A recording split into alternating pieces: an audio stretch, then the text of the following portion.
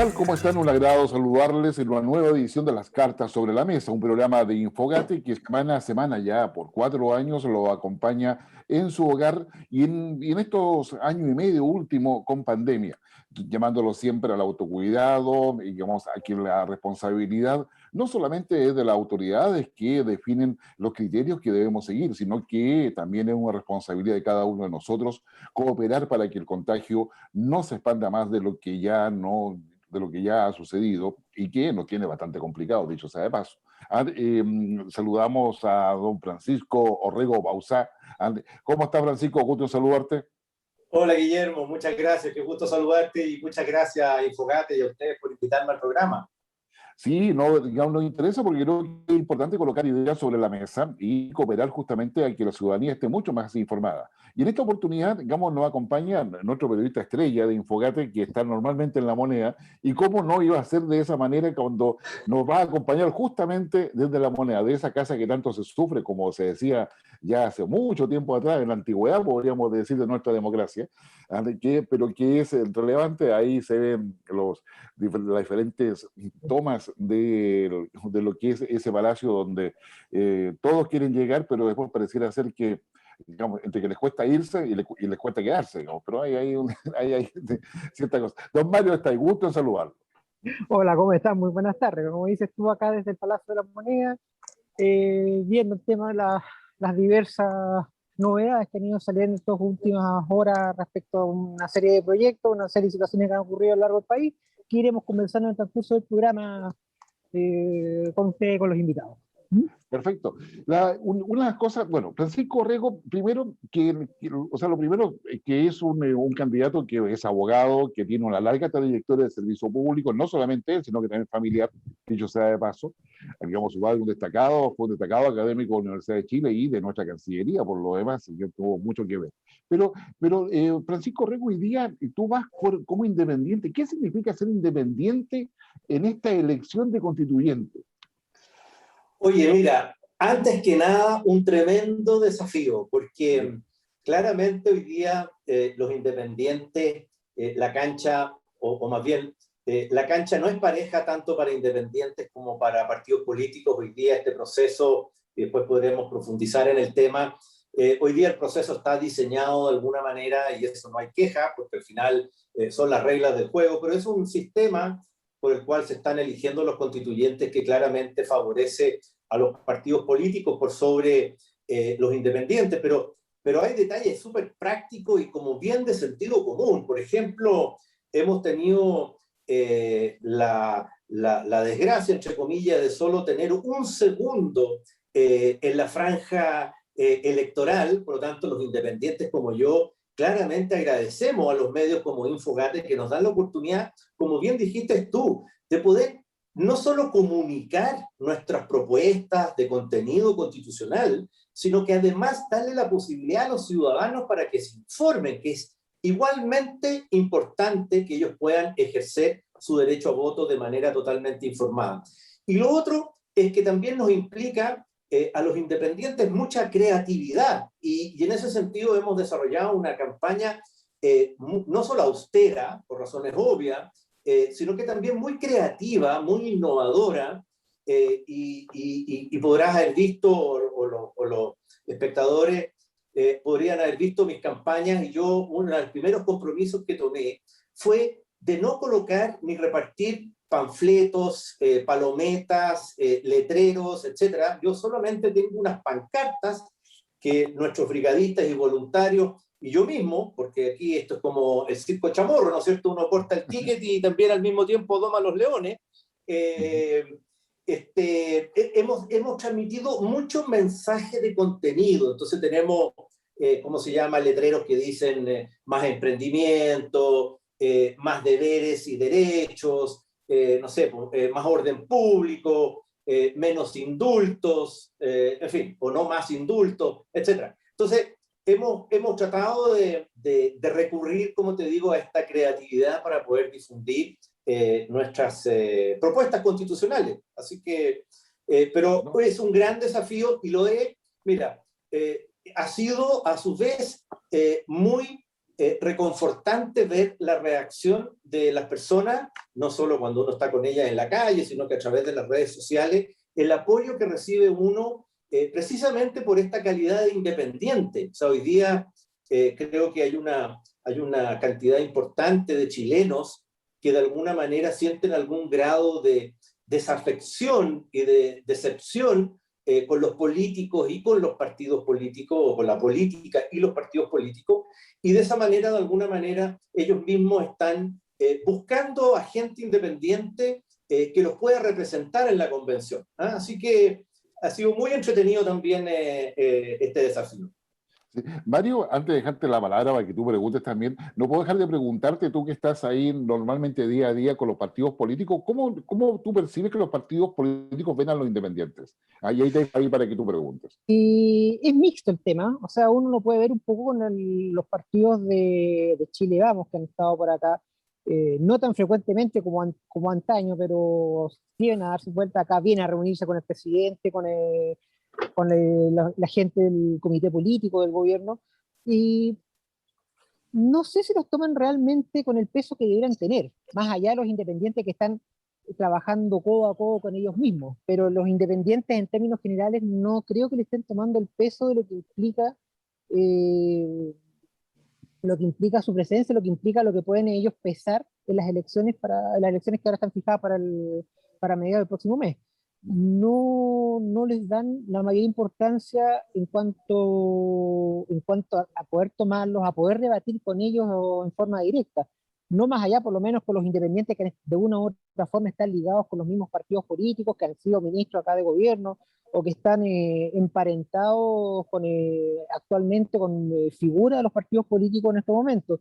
Y también la gente de oposición que ha venido acá a La Moneda a reunirse con el presidente de una u otra forma, tampoco parecen haber aquilatado totalmente lo que implica la presencia de los independientes, o lo que puede implicar la presencia de los independientes en la convención y en las elecciones mismas y en el resultado mismo.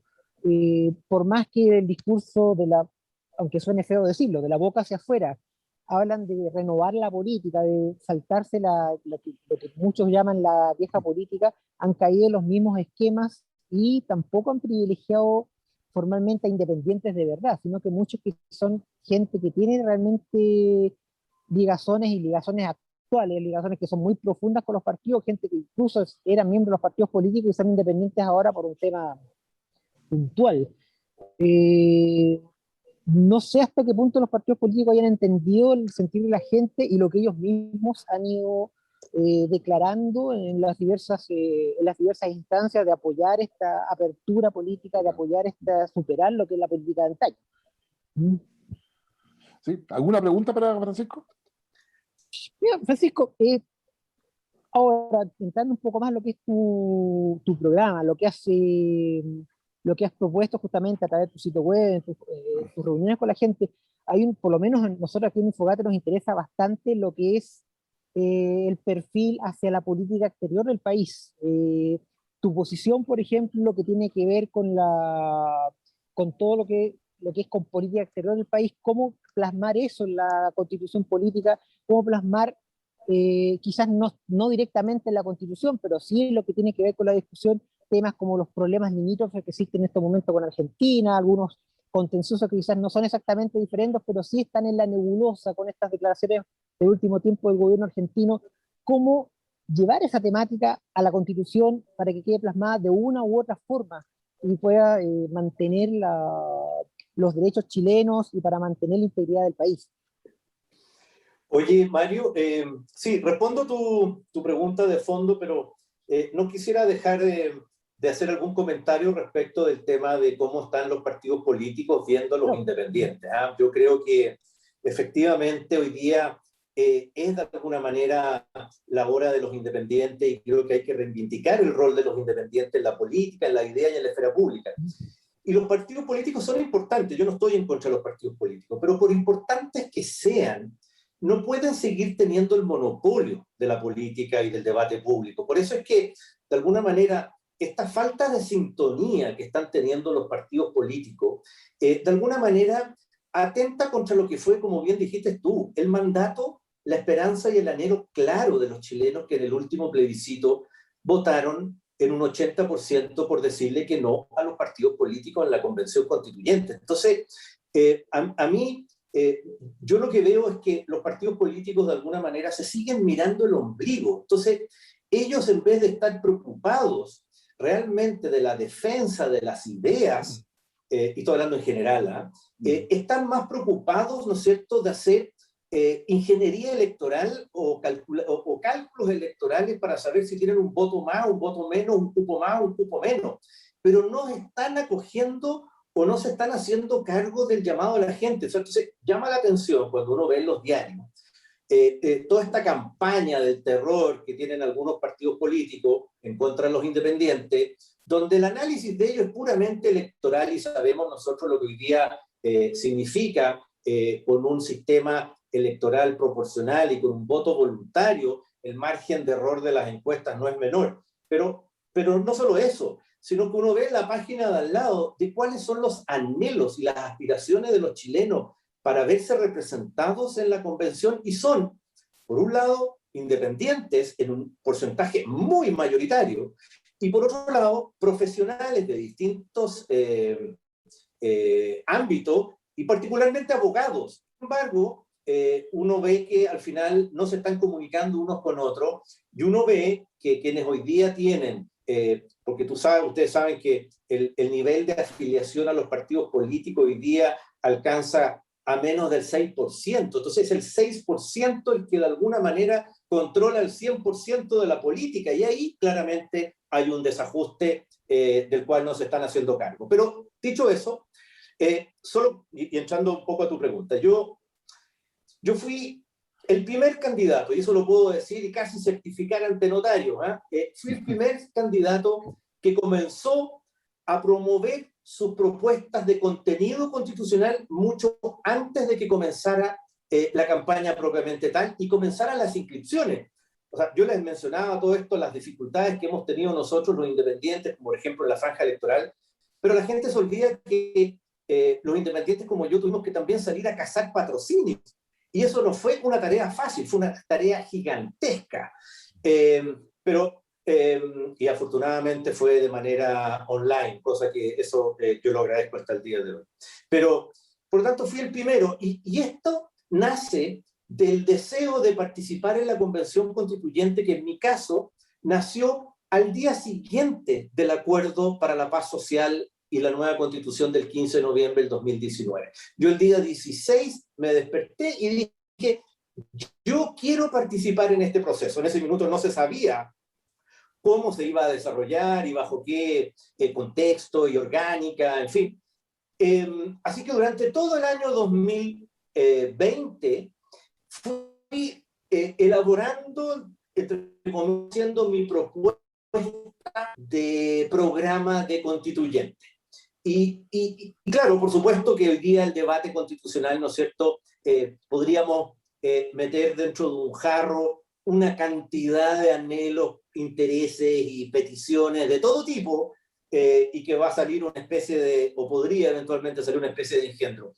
Pero yo me concentré en 10 puntos. Yo dije aquí, estos son para mí lo que yo he recogido de todo un año de observar, analizar y también de escribir, porque a ustedes les consta y he sido acogido muy cariñosamente por ustedes para publicar mis columnas.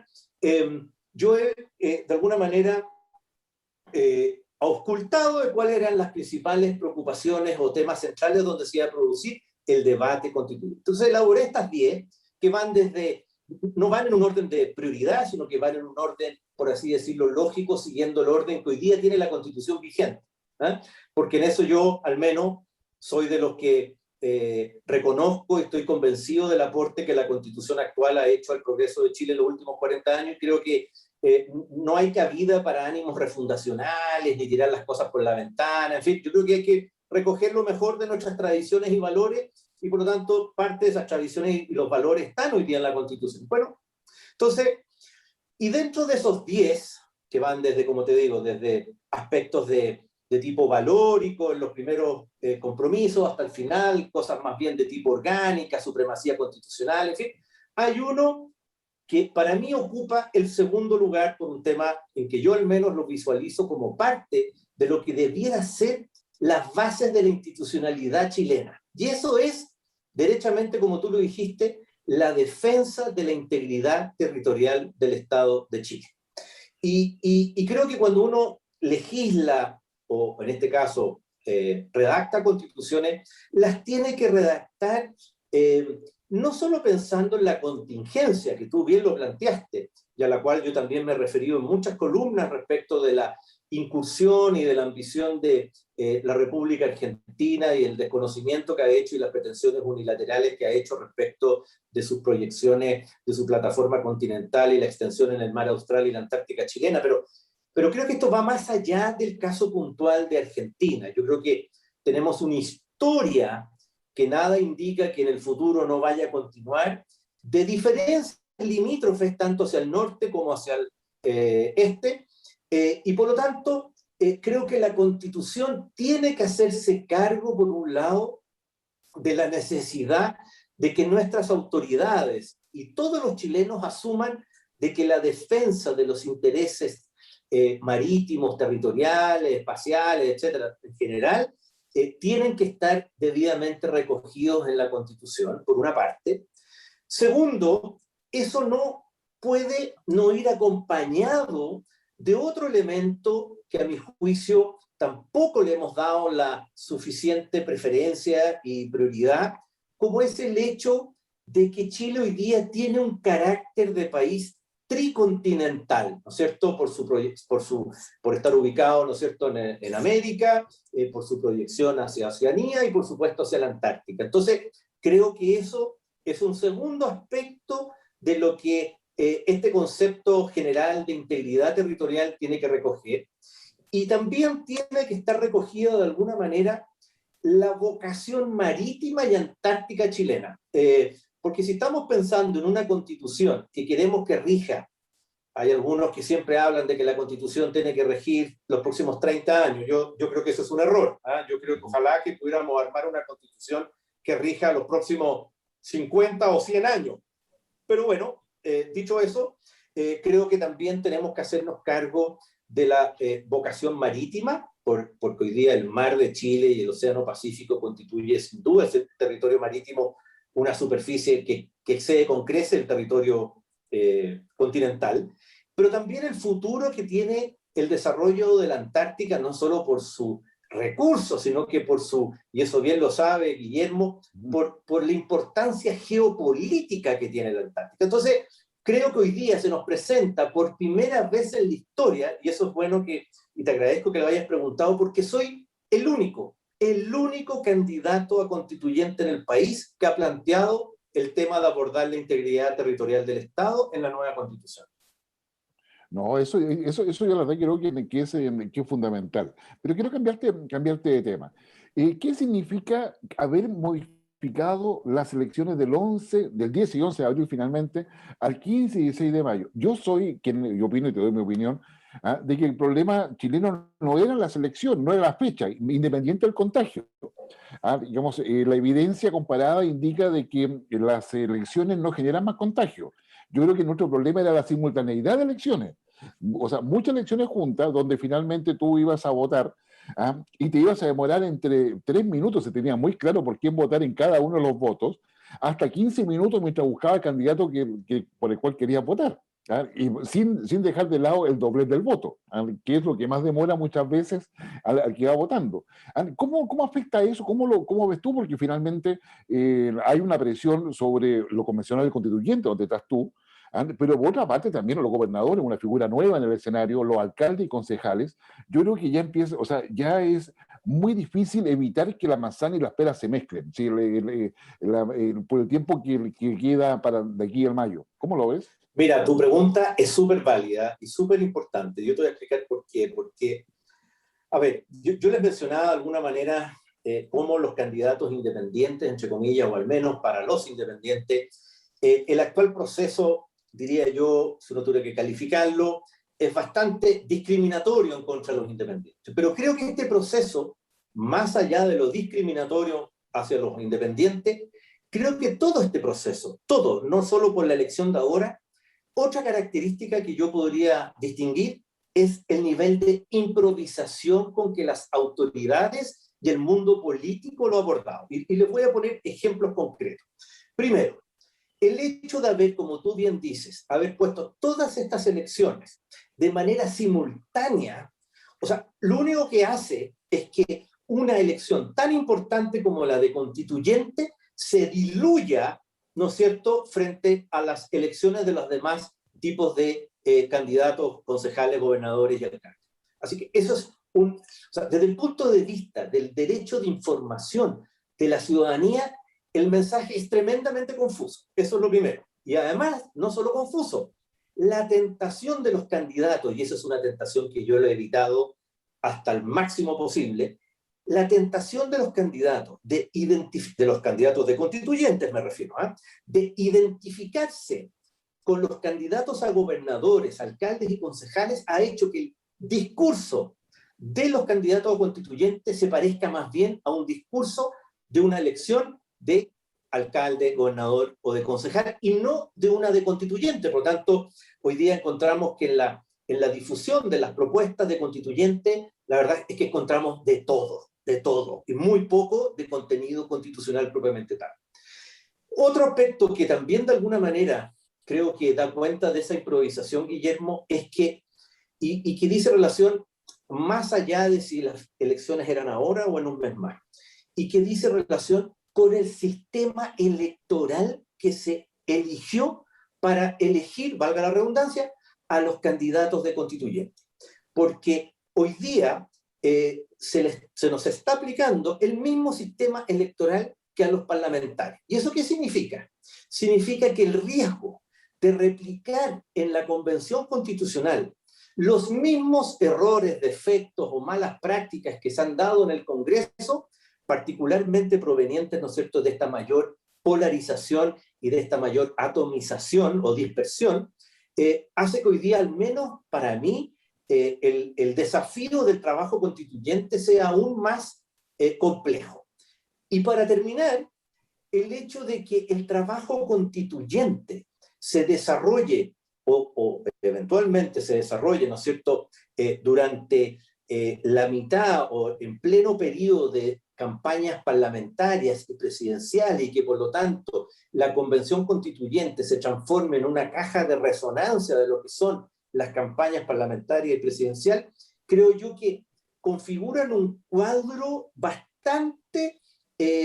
mira, hoy día leía a Jorge Chausson, que hablaba de que él sentía que de alguna manera se estaba generando ahí una especie de olla de presión o de bomba de tiempo, que yo creo que va a ser así. Y yo, donde he estado, Guillermo, he planteado honestamente que creo que las expectativas de que pueda salir una buena constitución con todos estos elementos sobre la mesa, incluyendo el plazo de 12 meses que se le da a la convención, donde sabemos que en ningún país del mundo se ha hecho una constitución en ese periodo, y menos con un órgano colectivo de 155 personas. Por lo tanto, el estar elaborando un instrumento tan importante para un país como es la Constitución, con un cronómetro corriendo en contra, creo que no va a ayudar a la sana y libre deliberación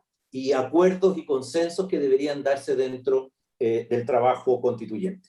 Por lo tanto, ahora, para el caso de la postergación probablemente tal, nos genera particularmente a todos los candidatos que somos independientes dificultades adicionales por el hecho de que se suspende este blackout, pero yo quiero ver esta suspensión de las elecciones como una oportunidad para nosotros, ¿ah? Así que la estamos abordando desde esa perspectiva, para revisar un poco lo que fue nuestro primer tiempo, que yo lo calificaría de bien exitoso, el primer tiempo de nuestra campaña, para estar súper preparados cuando entremos de nuevo al último 100 metros a partir del 28-29 de abril. Ya. Oye, se le ha pasado el tiempo volando. Mario, ¿alguna pregunta?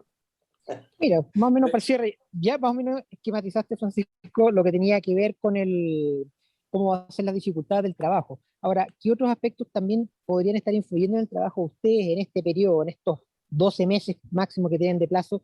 Es lo que se ha analizado desde el punto de vista político, esta suerte de 3/3 que se estaría conformando la elección de los constituyentes. Por una parte, que se habla de un tercio proveniente del sector de del sector derechista, un segundo tercio que es de la oposición más tradicional y un tercer tercio que sería la oposición ya más de izquierda. Y eso mismo también reflejado en algunas posiciones de grupos que son más extraparlamentarios, más ecosistema, de presionar un poco lo que es el trabajo del constituyente para tratar de llevar un poco la agenda de las discusiones y de lo que se apruebe más en la línea de ellos. ¿Cómo ven ustedes ya en ese punto ya más político, en el caso de ustedes como independientes, el trabajo que van a desarrollar ustedes en estos 9 a 12 meses, que son los plazos que están marcados en el cronograma?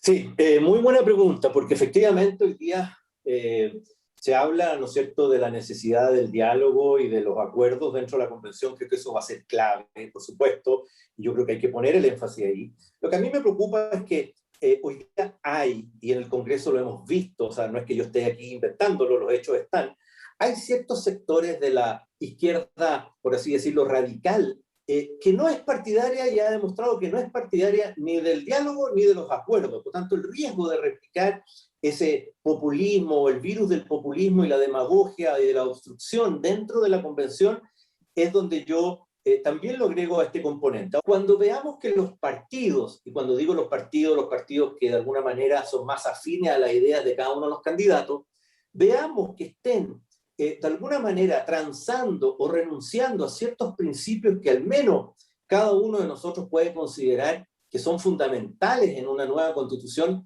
podamos tener la oportunidad de alzar la voz y de advertir, porque al final lo que está aquí subyacente es en definitiva, ¿vamos a hacer una constitución que es buena para todos los chilenos o vamos a hacer una constitución que es buena para el mundo político? Y yo creo que ahí tenemos que dar una señal muy firme, de alguna manera, a los independientes, de la importancia que tiene el desarrollar un trabajo que ojalá vaya en beneficio del bien común y del bien de todos los chilenos, no para representar los intereses propios de los partidos políticos. Por lo tanto, creo que de alguna manera los independientes vamos a jugar un rol parecido al que juegan, y voy a poner el ejemplo, los directores independientes en las sociedades anónimas abiertas, donde de alguna manera representan a los minoritarios, ¿no es cierto?, frente al controlador mayoritario. Bueno, aquí va a ser un poco al revés, porque al final estos independientes como yo vamos a estar representando, si Dios quiere, a una masa, un porcentaje importante de chilenos que, como les advertía, no están afiliados a los partidos políticos y creen cada vez menos en los partidos políticos. Por lo tanto, yo creo que ahí el rol de los independientes de poder no solo levantar la voz, sino que también de buscar espacios de encuentro frente a la polarización que se produce naturalmente entre los partidos políticos, puede ser un aporte que los independientes estén hoy día en la convención, o a futuro, digamos. Francisco, se nos fue el tiempo volando. Te quiero agradecer enormemente, digamos, tu disposición y, digamos, y las explicaciones realmente que son tan relevantes desde el mundo. Yo también te sigo eso de los independientes para poder dejarlo muy claro, que sí, los independientes tienen mucho que decir. Y bueno, la cantidad de candidatos independientes da cuenta de que el hastío por los partidos políticos, por la institucionalidad, requiere un cambio. Esperemos que eso se vea reflejado en la votación, y espero que no sea, digamos, la primera y última vez que estés con nosotros para poder mirar no solamente tu elección, sino también esa perspectiva que tienes de Chile, el bien común y de lo que son nuestra seguridad, defensa e integridad territorial. Así que muchas gracias, Francisco. Muchas gracias, Guillermo. Muchas gracias, Mario. Un gusto de verlos y siempre a disposición de ustedes. Muchas gracias. Listo. Nosotros vamos a una pequeña pausa y volvemos de inmediato en las cartas sobre la mesa, que la acompaña semana a semana con el análisis, los datos, la información para que usted dialogue, porque la democracia se construye dialogando.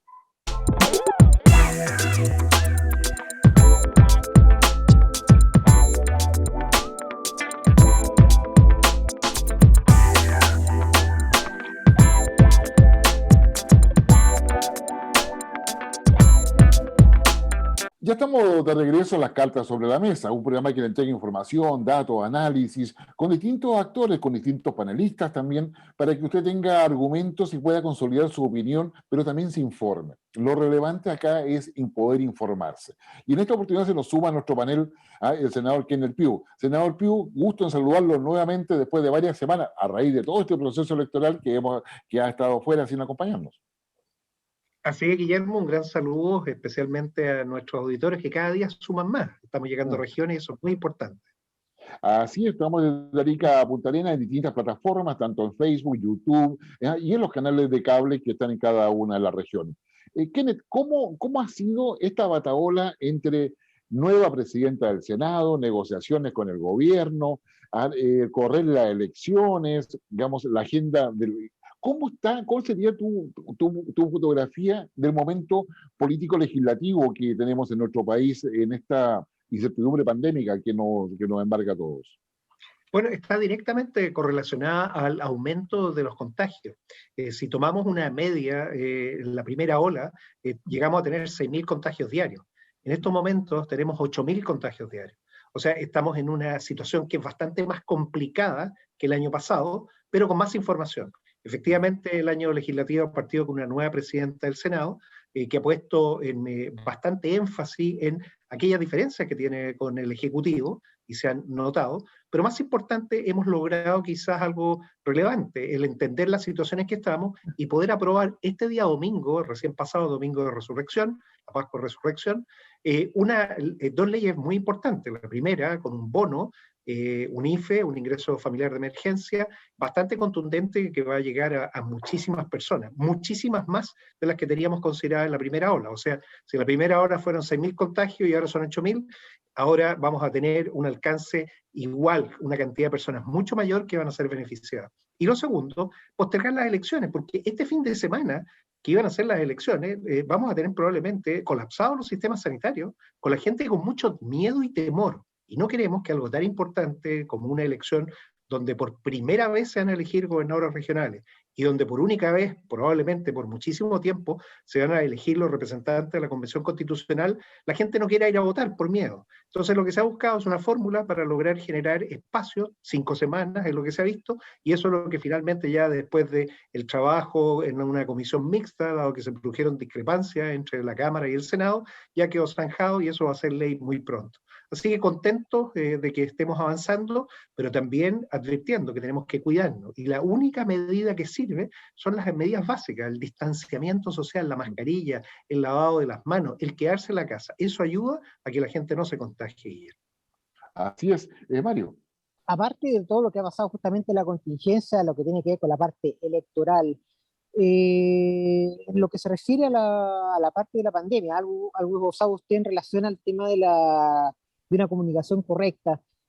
¿Cómo ven ustedes el impacto que está teniendo esta serie de informaciones que están viniendo desde el exterior, que están poniendo a Chile como, entre comillas, un mal ejemplo de lo que no debiera hacerse en términos de control de la pandemia? O sea, una campaña exitosa de vacunación, en la cual no se han escatimado elogios en ese sentido hacia el país, pero también por otro lado críticas bastante fuertes en relación a otras medidas como son los levantamientos de permisos, cuarentenas que no se están respetando, que no se está controlando, y eso se está viendo con ejemplos que están tomando desde Estados Unidos, desde Europa, desde el mismo Sudamérica, también que están poniendo a nuestro país en ese mal ejemplo. ¿Cómo lo ve usted en ese sentido ese tema? O sea, hay un problema de comunicación, Chile no está informando correctamente al exterior lo que realmente está haciendo acá, o efectivamente estas críticas solo son el reflejo de lo que está pasando actualmente aquí en el país.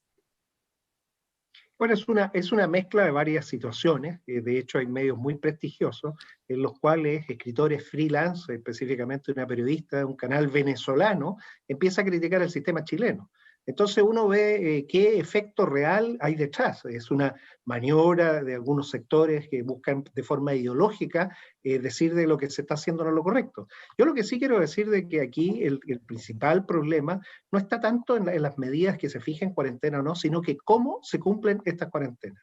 Y aquí es donde vemos constantemente las fiestas, los locales llenos, no se respetan las distancias. Entonces hay muchos elementos que hablan de un comportamiento que está sobre la norma. Y eso ha sido algo que tenemos que reflexionar, porque en Chile ya se ha instalado que nadie cumple la norma. Las reglas claras, que son para todos, para la convivencia, que están extremadas en un momento de pandemia por una crisis sanitaria, que se debieran cumplir con mucho más, no se están cumpliendo.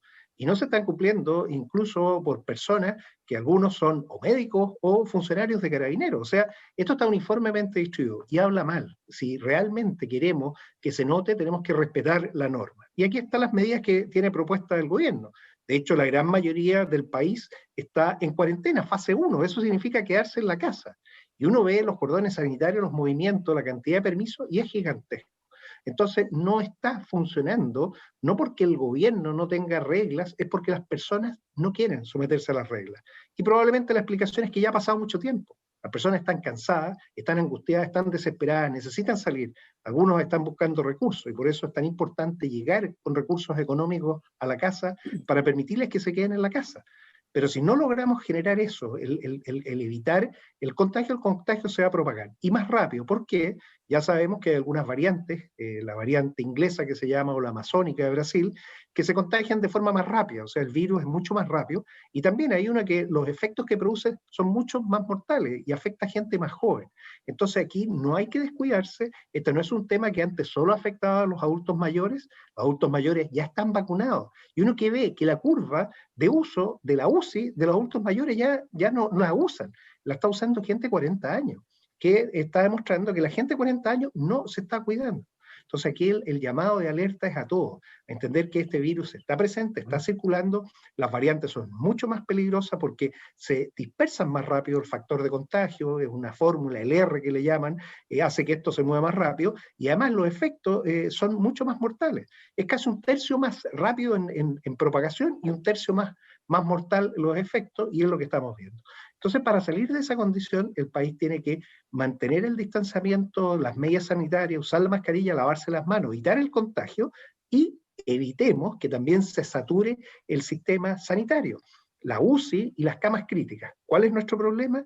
Que los equipos sanitarios ya están desgastadísimos, ya están llegando al momento en que no vamos a tener capacidad de relevo. Entonces no es un tema de equipamiento, podemos tener muchos respiradores mecánicos, ventilación mecánica, que es la más complicada, pero que requiere de equipos de personas altamente calificadas. Y si no están esos equipos, ya están desgastados, bueno, se pierde la batalla. Entonces hay que cuidar en nuestra salud. Cuidarnos significa hacer cosas que la autoridad está diciendo que tenemos que hacer, que es no salir de la casa, no ir a las compras que no son esenciales. Se cuestiona es que no dejan comprar ahora en el supermercado ciertos elementos, pero sí, tratemos de ir lo mínimo, o sea, el tratar de hacer un pedido, ojalá para el mes, si que la persona le alcanza el dinero, y si tiene llegadas de dinero, el justo para la próxima llegada de dinero, pero no dejar estas compras espontáneas, intermedias, que lo que hacen es aumentar el contagio.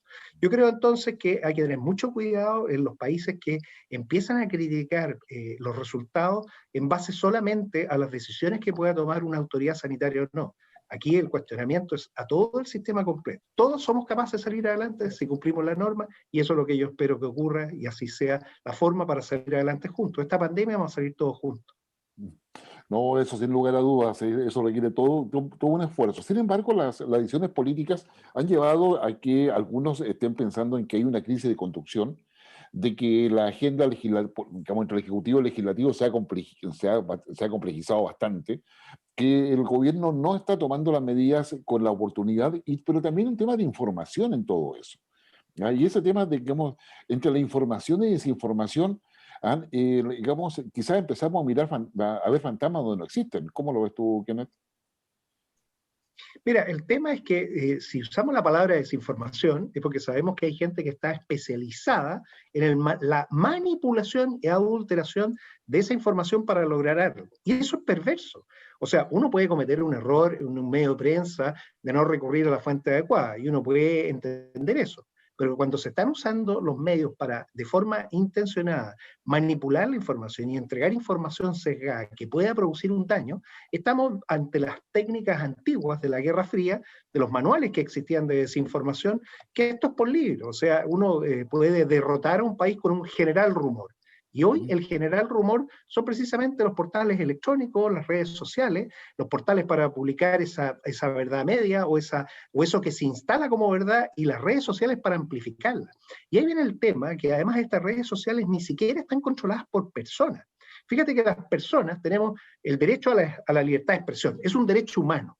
Pero ese es un derecho de los humanos, no de las inteligencias artificiales y los bots que empiezan a replicar cosas que no es verdad. Entonces, tenemos destruido nuestro sistema de comunicación, que es el cual se nutre la gran mayoría de las personas que accede a esto solamente a través de su teléfono celular, que está contaminado y no sabemos si esa información que está llegando ha sido manipulada o no. Eso es perverso y eso tenemos que entenderlo, y para eso, educación. Yo lo que le pido a las personas es revisen la fuente, vayan a los documentos originales, no se queden con la cadena WhatsApp. La cantidad de mentiras que están circulando por las cadenas WhatsApp es gigantesca. ¿Cómo lo para? La cantidad de cosas que se ponen en algunas redes sociales son increíbles. Entonces, si nos hacemos cargo de eso, tenemos que hacerlo con educación, con conocimiento, ir a la fuente y entender que todas estas cosas extraordinarias, estas situaciones algunas veces hasta paranoicas que se ponen, o estas informaciones manipuladas en algunos medios de prensa internacional con un fin específico, bueno, hay que entenderlas para poder filtrarlas, porque si uno usa todo, esa misma información lo va a destruir a uno y puede destruir incluso nuestra democracia ayer. Sí, así es. Mario. Es que, por otro lado, hoy día conocimos un poco vinculado con este tema de manejo de información, de cierto modo, lo que sucedió en Traillén, que en un operativo de carabineros, que era un operativo, entre comillas, bastante más inocente relacionado con el supuesto tráfico de droga, de marihuana, terminó convertido en un decomiso de un arsenal, prácticamente arsenal de guerra, por decirlo de alguna forma, en manos de un funcionario del Poder Judicial, justamente también de la misma localidad de Traillén. El problema es que esta persona a su vez es hijo de un ex intendente y ex gobernador de la época del gobierno anterior, la presidenta Michelle Bachelet, y el primo de este ex intendente, estamos hablando de la región de la Araucanía, es actualmente alcalde de Traillén y va por la reelección. Y este arsenal, obviamente, estamos hablando de fusiles, explosivos, ropa de camuflaje, y se está hablando también de que puede estar de una u otra forma quizás vinculado con alguno de los hechos de sangre ocurridos en la región. Y en ese sentido, volvemos nuevamente a la discusión de la importancia de la seguridad acá en el actual gobierno y de unas alternativas que es dividir el Ministerio del Interior, el Ministerio del Interior propiamente tal, y el Ministerio de Seguridad Pública, justamente para abordar este tema de seguridad. Para alguna gente lo considera inseguridad que ha ido aumentando no solamente en la región de la Araucanía, sino que a nivel nacional, por los temas que suceden, por el tema de la delincuencia. ¿Cómo lo ves tú? ¿Cómo ves tú esta opción que efectivamente que cobra fuerza, qué futuro tiene justamente para que efectivamente el gobierno tenga las herramientas para poder controlar este problema de seguridad que ve la gente en su percepción? Bueno, mira, Mario, aquí quizá lo más importante, el mejor mensaje es que nuestra policía carabinero está actuando de acuerdo a los parámetros que tiene para poder destruir estos tremendos flagelos que tenemos, estos cánceres que son, por un lado, el narcotráfico, es plantación de marihuana y narcotráfico, y segundo, el terrorismo, el uso de armamento de guerra, porque aquí se decomisó un fusil FAL, armamento de guerra, calibre 7.62 OTAN, una gran cantidad de cargadores. No solo eso, una pistola Colt 45, que es una pistola de guerra, cuyo número de serie estaba alterado, borrado, o sea, además de origen dudoso, y lo más grave, explosivo C4. ¿Qué hace explosivo C4, armamento de guerra, en manos además de un funcionario de un tribunal? Entonces hay un problema serio. ¿Y qué significa? Que el narcotráfico se ha penetrado en nuestro sistema judicial. Y ese es el cáncer que tenemos que detectar. Y esto probablemente es una advertencia a que tenemos que revisar las medidas de confianza de aquellos que están trabajando en el sistema judicial. ¿Por qué? Porque aquí se produce la fuga de información que va de los tribunales a los delincuentes. Si no, ¿cómo explicaríamos todas estas cosas? O sea, una persona que está en esa condición está en la peor condición. Aquí hay un vínculo verdadero, real, concreto. Esto no es ni una manipulación ni un montaje. Aquí están todas las evidencias claras de una situación que se va a investigar a fondo. Y yo espero que lleguemos a fondo. Pero ¿qué se requiere? Poder trabajar de forma unificada. Ni siquiera tenemos los datos conectados entre las policías, las fiscalías e incluso los tribunales.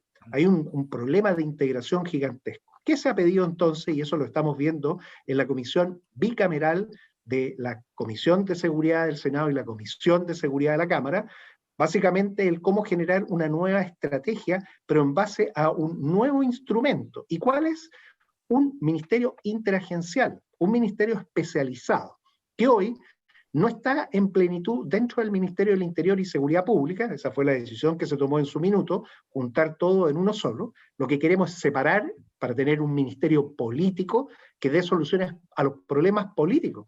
Si los grandes problemas que tienen los países son políticos, porque esos son los que generan sistemas que no se pueden controlar con las policías. Cuando salen millones de personas a la calle a reclamar, tú no lo enfrentas eso con una solución policial. Se enfrenta con una solución política y para eso un ministerio político. Y ese ministerio debiera absorber el Ministerio Secretaría General de la Presidencia e incluso la vocería, el Ministerio de toda la parte de comunicaciones. La Secretaría General de la Presidencia tiene, eso sí, una parte que es bien interesante que se llama el de gobierno digital. Y uno se pregunta, ¿y qué hace el gobierno de la división de gobierno digital dentro de este ministerio político? Bueno, probablemente es el minuto para sacar y ponerlo en otro ministerio, que por lo pronto creemos que es Hacienda.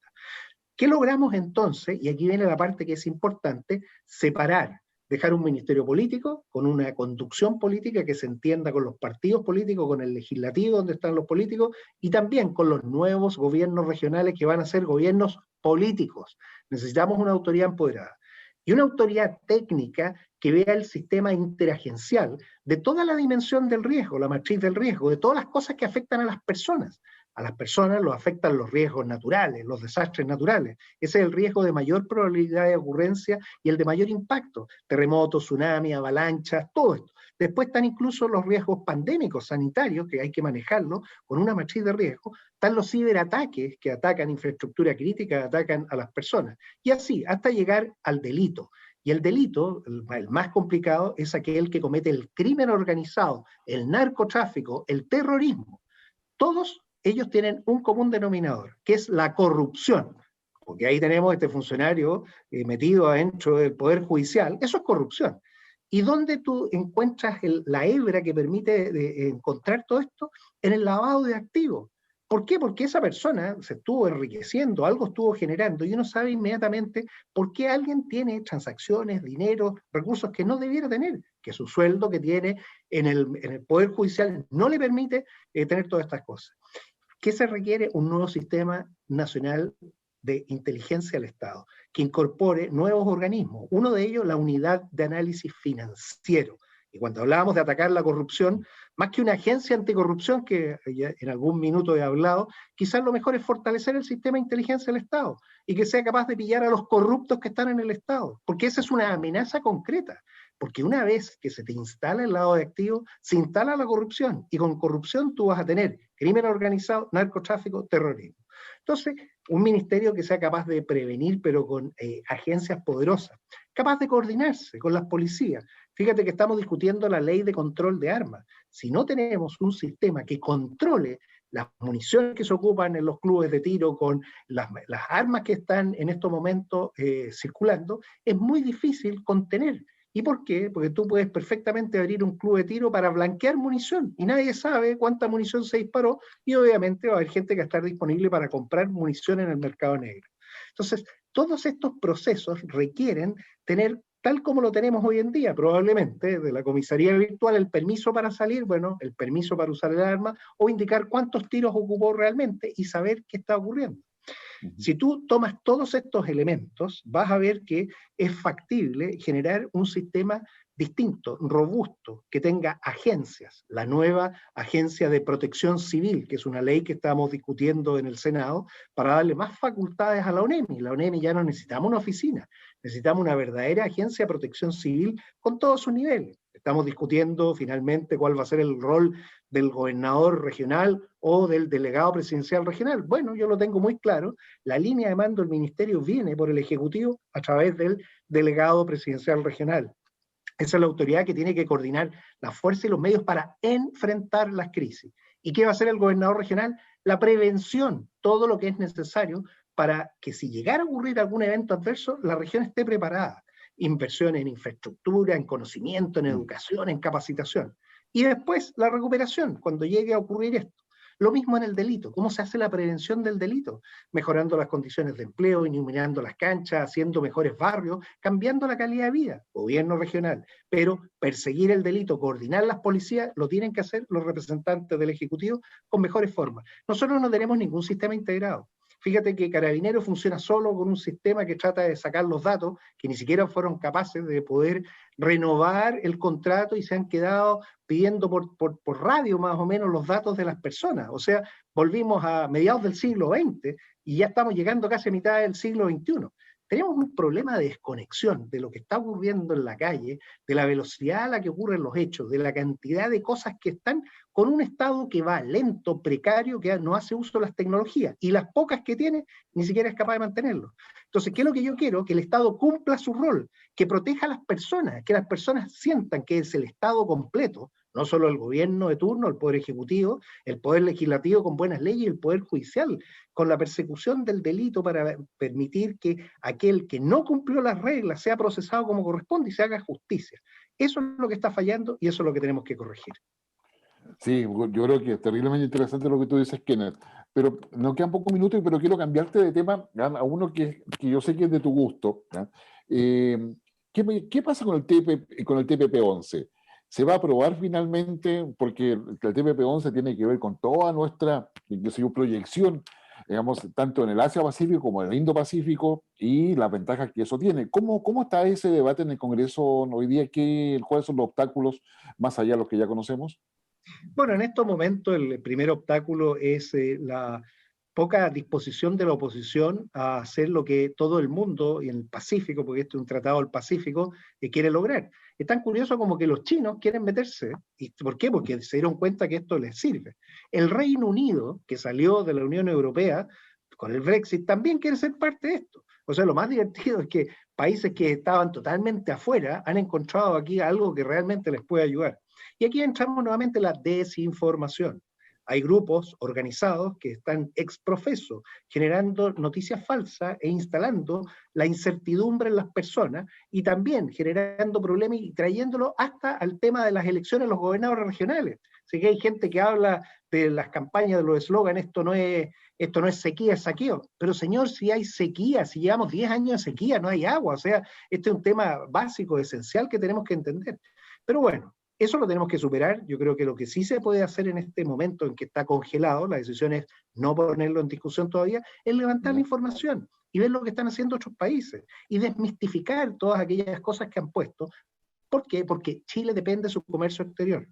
94% de todo lo que Chile manda afuera se hace incluso a través de los puertos. Entonces tenemos que cuidar los puertos, tecnificarlos, desarrollarlos, y también a las comunas que son puertos ciudades o ciudades puertos, retribuirlas de mejor forma, mejor política pública. ¿Para qué? Para que la gente entienda que a Chile le va bien cuando comercia con el mar, y si tiene buenos convenios, buenos tratados, esto le va a hacer que tengan todos prosperidad, no unos pocos, todos. ¿Por qué? Porque ahí está el Estado, que recauda impuestos importantes que van a las mismas personas.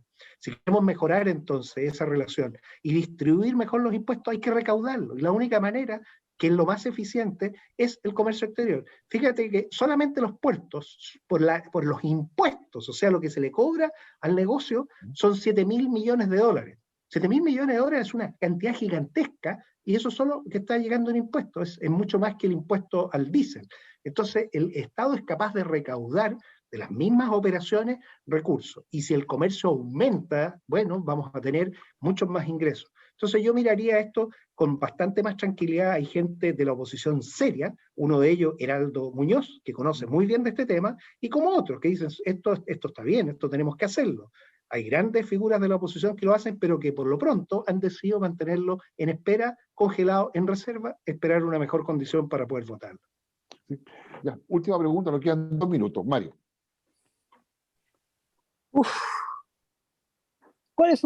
Senador, ¿cuál es su pronóstico para lo que se viene ahora para el periodo electoral? Mira, vamos a seguir con la incertidumbre del cuál va a ser la curva de contagio, porque Chile sigue subiendo. Se esperan 2 semanas más alcanzar un pic, o puede que ya estemos en el pic. ¿Qué va a hacer que todo esto se genere mucha incertidumbre a las personas, a los votantes? Y aquí yo quiero transmitirle el mensaje, más que a los candidatos, que van a hacer su mejor esfuerzo, es a la gente a cuidarse para estar bien, para poder ir a votar. Si nos cuidamos, vamos a disminuir la cantidad de contagios y vamos a llegar a la misma condición que tuvimos para el plebiscito, en donde fue una fiesta de la democracia, porque se alcanzó la más alta participación. Bueno, como queremos ahora elegir a la gente que va a representar a cada uno de los sectores de la Convención Constitucional, invitarlos a votar. Pero para eso, cuidarse. Entonces, el mensaje tiene que ser a cuidarse para votar. Eso es lo que yo espero en las próximas 5 semanas.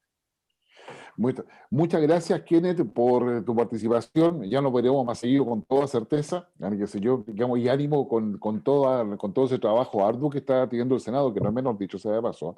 Así que desde fuera no siempre se valora como lo que se trabaja en el Senado. Uno que conoce la lógica de trabajo no podría decir que ahí no se trabaja, definitivamente. Así que gracias por estar con nosotros, Kenneth.